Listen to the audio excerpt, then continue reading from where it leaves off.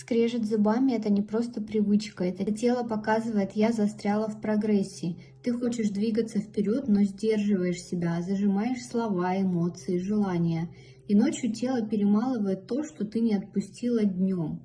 Давай прямо сейчас прорисуем это нейрографикой. Нарисуй жесткую фигуру, квадрат – это твоя зажатая челюсть. Найди нейролинии, которые выходят из этой фигуры, энергия прогрессии, которой ты не давала выйти. Скругли все острые углы, мягко высвобождая напряжение.